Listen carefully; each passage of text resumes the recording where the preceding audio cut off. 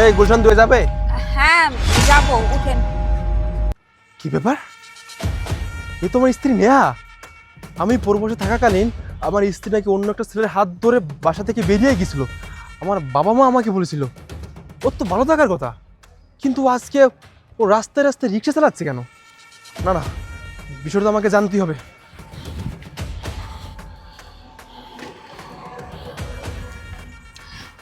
কি হইল স্যার? উঠেন। হ্যাঁ, যাব। আচ্ছা, আপনি একটা কথা বলুন তো, আপনি একটা মেয়ে মানুষ হয়ে এইভাবে রাস্তায় রাস্তায় অটো চালিয়ে বেড়াচ্ছেন কেন? স্যার, সবই আমার কপাল। ভাগ্যে যা লেখা আছে তাই হইতেছে। ভাগ্যের লিখন তো আর কোনোদিন খণ্ডানো যায় না। আল্লাহ তাআলা আমার ভাগ্যে যেটা লিখে রাখছে সেইটাই হইতেছে। আচ্ছা, আপনি উঠেন না অটোতে। হ্যাঁ, যাবো তো। আচ্ছা, আপনাকে না আমার কেমন চেনা চেনা লাগছে। চেনা চেনা লাগতেছে? কি কইতেছেন স্যার আপনি? আমার আপনি কোত্থেকে চিনবেন? আপনি হইছেন স্যার মানুষ, আপনি হইছেন সাহেব, আর আমি হইছি সামান্য একজন অটোওয়ালি, অটো চালাই। আপনি আমারে কোত্থেকে চিনবেন? এত কথা না কয়ে উঠেন তো। আচ্ছা, আপনি ওই কাবিরের ওয়াইফ নেহা না? আপনি আপনি কাবির কিভাবে চিনেন? হ, আমি কাবিরের ওয়াইফ। আসলে কাবির আমার বেস্ট ফ্রেন্ড। আর তার থেকে বড় কথা, কাবির তো প্রবাসে থাকে, আর প্রবাসে আমরা দুজনে একসঙ্গেই ছিলাম। আচ্ছা, কাবির আমাকে বলেছিল কাবির প্রবাসে থাকাকালীন আপনি নাকি অন্য একটা ছেলের হাত ধরে বাসা থেকে বেরিয়ে গিয়েছিলেন। সত্যি এটা নাকি? হায় আল্লাহ! আপনি এগুলো কি কইতেছেন? আমি কাবির রে অনেক ভালোবাসি। আমি কাবির রে রেখে অন্য পোলার হাত ধরে কেলিগে বাসা থেকে চলে যাবো? আপনি কোথাও ভুল শুনছেন। না না, ভুল শুনবো কি করে? দেখেন, কাবির কিন্তু সবসময় আমাকে ওর সমস্ত কথা বলতো, আর ও অনেক কান্নাকাটি করছিল আপনার এই বিষয়টা জানার পর, যে আপনি নাকি ওকে ঠকায়ে অন্য একটা ছেলের হাত ধরে চলে গেছেন। এটা ওর বাবা মা ওকে বলেছিল, আর তারপর থেকে কাবির অনেক কান্নাকাটি করছে। ও তো আমাকে সব বলতো, আমি তো সেখান থেকে আপনাকে বলছি। সত্যিটা কি বলুন তো একটু। ঠিক আছে স্যার। আপনি যেহেতু সব সত্যি জানতে চাইতেছেন, আমি আপনারে অবশ্যই কমু। আমি আর কাবির, আমরা দুইজন দুইজনরে অনেক ভালোবাসতাম। ও আমারে ছাড়া কিছু বুঝতো না, আর আমি ওরে ছাড়া কিছু বুঝতাম না। হ্যাঁ, ওই যে মানুষ বলে না, দুই দেহে যেন এক প্রাণ, ঠিক সেই রকম ছিলাম আমরা। আমরা দুইজন ভিন্ন ভিন্ন মানুষ ছিলাম, কিন্তু আমাদের আত্মা, আমাদের প্রাণ বোধহয় একটাই ছিল। কাবির আমার ছাড়া এক মুহূর্তও থাকতে পারতো না, আর আমি কাবিরের ছাড়া এক মুহূর্ত থাকতে পারতাম না। আমরা দুইজন দুইজনের পাগলের মতো ভালোবাসতাম, কিন্তু আমাদের এই ভালোবাসা আমার ফ্যামিলি কোনোভাবেই মানতে চায় নাই, কোনোভাবেই তারা মেনে নিবে না। কিন্তু আমি তো হার মানার পাত্রী না। আমি যেহেতু কাবিররে এত ভালোবাসতাম, আমি সব সময় চাইতাম যদি আমার বিয়ে করতে হয় তাহলে আমি কাবিররেই বিয়ে করব। কাবির ব্যতীত অন্য কোনো পুরুষকে আমি বিয়ে করব না, অন্য কোনো পুরুষের সাথে আমি সম্পর্ক করতে পারবো না। আমার ফ্যামিলি এই বিষয়টা কোনোভাবেই মানতে চায় না। আমার ফ্যামিলি আমাকে অন্য একটা ছেলের সাথে বিয়ে দিতে চায়, অন্য একটা ছেলের সাথে আমার বিয়ে ঠিক করে। আমি আমার ফ্যামিলিকে অনেকবার বলছি, বাবা মা ভাই, আমি কাবির অনেক ভালোবাসি, আমি কাবির ছাড়া অন্য কোনো ছেলেরে বিয়ে করতে পারবো না। কিন্তু তারা তারা সবসময় বলতো যে ওই ছেলেটাকে তুই কোনোভাবেই বিয়ে করতে পারবি না, লাগলে তোরে বুড়িগঙ্গার নদীতে ভাসিয়ে দিব, তারপরে ওই কাবিরের সাথে তোকে বিয়ে দিব না। কিন্তু আমি আমি তো হার মানার পাত্রী নয়।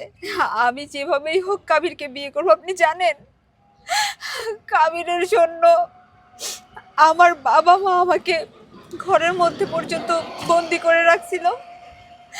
যেই দিন আমার বিয়ে, তার আগের দিন আমি আমার এক বান্ধবীকে বলি, তুই কাবিরের রাত্রিবেলায় বলবি আমাদের বাগানে যেন অপেক্ষা করে, আমি আজকেই কাবিরের সাথে পালায়ে যাব। যেই কথা সেই কাজ। আমার বান্ধবী আমার বান্ধবী গিয়ে কাবিরকে বলে যে ভাইয়া, নেহা বলছে নেহা আপনারে ছাড়া অন্য কাউরে বিয়ে করব না। যদি অন্য কোনো মানুষের সাথে নেহার বিয়ে হয় তাহলে সেই দিনই সে একটা কিছু দুর্ঘটনা ঘটায় ফেলবো। পরে কাবির সত্যি সত্যি রাত প্রায় তখন আনুমানিক 11টা কিংবা 11:30 বাজে, তখন কাবির আইসা আমাদের বাগান থেকে শীষ বাজাইতেছে। আর আমি তো বুঝতে পারছি যে ওইটা আমার কাবির। পরে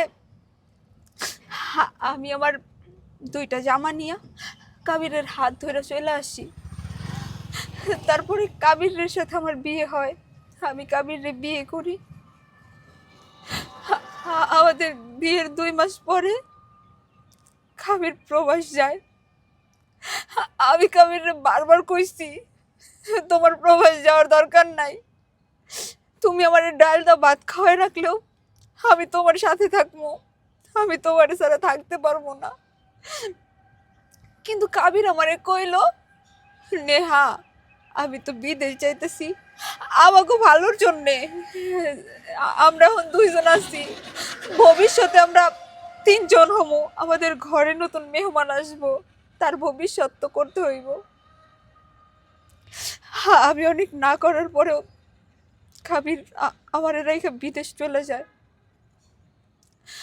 ওই যে বাড়িতে ওর যে মা বাবা আছে তারা আমারে শুরুতে কাবিরের সামনে কিছু না বললেও কাবির বিদেশ যাওয়ার পর থেকে তাদের আসল রূপ আমি দেখতে পাই। কাবির যেদিন বিদেশ চলে গেছে আমি আমার স্বামীর জন্য কান্না করতেছিলাম। সেই দিন থেকেই আমার উপর শুরু হয় অত্যাচার, নেমে আসে কালো মেঘের ছায়া। আমার জীবনটা সেই দিন থেকে পুরো অন্ধকারে পরিণত হয়ে যায়। আমার স্বামী চলে যাওয়াতে আমি বসে বসে কান্না করতেছিলাম, আর আমার শাশুড়ি তখন এসে আমার মুখের উপর এতগুলো জামা কাপড় ছুঁড়ে মেলে বলতেছে, স্বামী কি তোর একা বিদেশ চলে গেছে? আর কারো স্বামী কি কখনো বিদেশ যায় না? এইভাবে মুখ গোমড়া করে বসে থাকলে কি হবে? সংসারের কাজকর্ম করতে হবে না? যা গিয়ে এগুলো কেচে নিয়ে আয়, এই কাপড় কাচা হইলে তারপরে বাসার রান্না বান্না করবি, বাসার সমস্ত কাজকর্ম করবি। আমি বুকে পাথর চাপা দিয়ে আমার শাশুড়ির কথা মতো কাপড়গুলো কেচে এনে বাসার সমস্ত কাজকর্ম করি। আর সেই দিন থেকে আমি হয়ে যাই বাসার কাজের লোক। বাসার সমস্ত কাজকর্ম আমি করতাম। তারপরেও তারপরেও কোনো দাম পাইতাম না। আমি তো বাড়ির বউ ছিলাম না, যেন আমার স্বামী প্রবাস যাওয়ার পরে আমি বাসার কাজের লোক হয়ে পড়ছি। আমাকে রাত দিন 24 ঘন্টা খাটাইতো, একটা মিনিট একটা সেকেন্ড আমাকে বসার সময় দিত না। একদিন না আমার অনেক জ্বর আইছে, আমি জ্বরের জন্য না শরীর হাত পা নাড়াইতে পারতেছি না, আমি জ্বরের জন্য বিছানা থেকে উঠতে পারতেছি না। আর তখন আমার শাশুড়ি আমার ঘরে এসে আমাকে অনেক মারধর করে। আমারে বলতেছে, তুই যে এই জায়গায় নবাব জাতির মতো শুয়ে শুয়ে ঘুমাইতেছস, বাসার কাজকর্ম কেনাই করবে? তোর বাপ মা এসে করবে? এগুলো বইল না, আমাকে অনেক মারছে।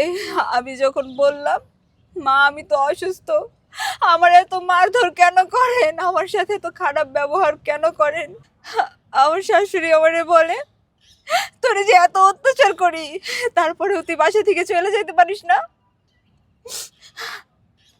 তারপরে এটা তো কমই, জানেন এমন অনেক দিন গেছে আমার শাশুড়ি খাইতে দেয় নাই, আমি 2 দিন করে না খায় থাকছি। আর আমারে খাইতে দিত কি জানেন?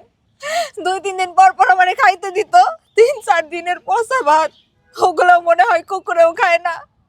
ওই খাবারগুলো আমারে দিয়ে খাওয়াইতো। কি করবো, পেটে ক্ষুধা থাকলে তো সবকিছুই মজা লাগে। পেটের ক্ষুধা বড় ক্ষুধা, পেটের ক্ষুধা মিটানোর জন্য যেই খাবার কুকুরে খায় না সেই খাবারগুলো আমি খাইছি। আমি না আমার স্বামী চলে যাওয়ার পর থেকে কখনো ডাইনিং টেবিলে বসে খাবার খাইতে পারি নাই। আমার রান্না করে খাবার দিত। মানুষ মনে হয় কোনো কুকুরের সাথে এরকম করে না, যেরকম মানুষ হয়ে আমার সাথে করছে। আমি তাদের কাছে কোনো মানুষ ছিলাম না, আমি ছিলাম তাদের হাতের খেলার পুতুল। আমার শাশুড়ি আমাকে অনেক মারধর করতো, অনেক অত্যাচার করতো, আর কথায় কথায় বলতো, তুই যাস না কেন বাসা থেকে, চলে যাস না কেন, মরতে পারিস না? এত অত্যাচার যে করি এগুলো সহ্য না কইরা পাইরা গলায় দড়ি দে, মইরা যা, না বাসা থেকে বাইরে যা। আর আমি তখন খালি কইতাম, মা মেয়েদের জীবনে তো বিয়ে একবারই হয়, আর আমার বিয়ে হয়ে গেছে। আমি ওনারে কইতাম, মা মাইয়া গো জীবনে বিয়ে তো একবারই হয়, আমার বিয়ে তো হয়ে গেছে, আমি কই যাবো? আমি আপনার পোলার বউ হয়ে এই বাড়িতে আইছি লাল শাড়ি পইরা। আমার যদি এই বাড়ির থেকে বের হইতেই হয় তাহলে আমি কাফনের কাপড় পরেই বের হব, তাছাড়া আমি কোনো জায়গায় যাব না।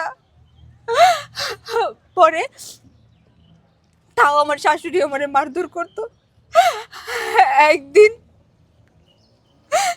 একদিন আমার শাশুড়ি আমারে মারতে মারতে রক্তাক্ত কইরা আমার চুলের মুঠি ধইরা বাসা থেকে বের করে দেয়। বাসা থেকে বের করার পরে আমার মুখের উপরে দরজা বন্ধ করে দেয়। আমার আর তখন কিছু করার থাকে না, বাধ্যতামূলক ওই বাসা থেকে আমার চলে আসতে হয়। চলে আসার পরে না আমি অনেক জায়গায় চাকরির জন্য গেছি, অনেক জায়গায় চাকরির খোঁজ করছি, কিন্তু কোনো জায়গায় আমার চাকরি হয় নাই। আপনি তো জানেনই ঢাকা শহরে চাকরি করতে হইলে হয়তো বা মামা খালু লাগবো, নইলে পরে টাকা পয়সা লাগবো, নইলে পরে নিজের ইজ্জত বিক্রি করতে হইব, যার কোনোটাই আমার দ্বারাই সম্ভব ছিল না। আমার কাছে টাকা পয়সাও ছিল না, আর আমি তো আমার মা বাবার সাথে যোগাযোগ করি না। ওই জায়গা থেকে আমার মা বাবাও ছিল না, আর রইল বাকি নিজের ইজ্জত। ওইটা তো আমার স্বামীর আমানত। আমি কিভাবে নিজের স্বার্থের জন্য আমি যেই মানুষটার এত ভালোবাসছি, যেই মানুষটা আমার এত বিশ্বাস করে, সেই আমানতের খেয়ানত করব? আমি পারি নাই। চাকরি না পায়া মানুষের বাসায় কাজ করছিলাম, মানুষের বাসায় কাজ করতেও যাইতাম, কিন্তু মানুষ তো কাজের লোকরে মানুষ মনে করে না। কিছু কিছু নরপিশাচদের জন্য মানুষের বাসায় কাজ করেও না কোনো শান্তি নাই, শান্তি পাওয়া যায় না। আমি যেই বাড়িতে কাজ করতাম না, ওই বাড়ির যে স্যার ছিল আমার দিকে কোন নজরে তাকাইতো, সবসময় আমার দিকে বাজে বাজে নজরে তাকাইতো, আর অনেক খারাপ খারাপ কথা কইতো, যেইগুলো সহ্য করা আমার পক্ষে সম্ভব ছিল না। পরে একদিন ওই বাড়ির থেকেও চলে আসি, কারণ আমার কাছে সবচাইতে দরকার জিনিস হচ্ছে আমার ইজ্জত। মাইয়া মানুষের ইজ্জত যদি একবার হারাই যায়, সেই ইজ্জত আর কখনো ফিরে পাওয়া যায় না। এই জন্য আমার ইজ্জত বাঁচানোর জন্য আমি মানুষের বাসায় কাজ করাও বাদ দিয়ে দিই। এখন ঢাকা শহরে চলতে হইলে, পেটে কিছু দিতে হইলে, কিছু খাইতে হইলে কেউ তো আর এমনি এমনি দিব না। আমি কি করবো, কই যাবো, কোনো দিশা মিশন না পাইয়া একদিন একটা গ্যারেজে যাই। গ্যারেজে যাইয়া ওই গ্যারেজের যে মালিক আছে, ওই মালিকের হাতে পায়ে ধরি, কিন্তু উনিও না আমার অটো দেওয়ার জন্য রাজি হয়েছিল না। পরে আমি ওনারে ভাই বানাইছি, ওনার হাতে পায়ে ধরে অনেক কান্নাকাটি কইরা আমার দুঃখের কথা কইয়া আমি তার কাছ থেকে এই অটোটা নিছি। এখন এই অটো চালাই, আর যে 2 টাকা পাই ওই 2 টাকা দিয়া আমি আমার পেটে 2 বেলা 2 মুঠো ডাল ভাত দেই। মাইয়া মানুষ প্যাসেঞ্জারও কম। সবাই কয় তুমি তো মাইয়া মানুষ, তুমি কি লিগা অটো চালাও, তোমার গাড়িতে যাওয়া যাইব না। যদি অর্ধেক রাস্তায় নিয়ে যায় তুমি গাড়ি চালাইতে না পারো, তুমি যদি অ্যাক্সিডেন্ট করো বা তুমি যদি কোনো প্রতারক চক্র হও, তখন কারো আমি বিশ্বাসই করাইতে পারি না যে মাইয়া মানুষ তো শখে বসে অটো চালায় না। মাইয়া মানুষের জীবনে যে কত কষ্ট, কত যন্ত্রণা সহ্য করার পরে তারপর আইসে অটো চালাইতে। কি করবো, এই যে এখন যে টাকা ইনকাম হয় ওই টাকা দিয়া নিজের পেট ভরাই, 2 বেলা 2 মুঠা খাইতে পারলেও ওই টাকা দিয়ে ভালো থাকার চেষ্টা করি। আপনি জানেন আমার স্বামী কাবিরের সাথে আমি অনেক যোগাযোগ করার চেষ্টা করছি, কিন্তু যোগাযোগ করতে পারি নাই। ওর বাসায় থাকতেও ওর মায়ের আমি অনেকবার কইতাম যে আমার একটু আমার স্বামীর সাথে কথা কন না, সে আমারে কথা কইতে দিত না। সব সময় কইতো তুই এত কথা কয়ে কি করবি, তোর কথা কইতে হইব না। আমার পোলারে তাবিজ করবি, তাবিজ করার লিগে কথা কবি, আমার পোলার কাছে কান পড়া দিবি আমার নামে, আমার কথা কইতে দিত না। কি করবো এখন, যদি আমার কথা কইতে না দেয় আমি তো আর জোর করে কথা কইতে পারি না।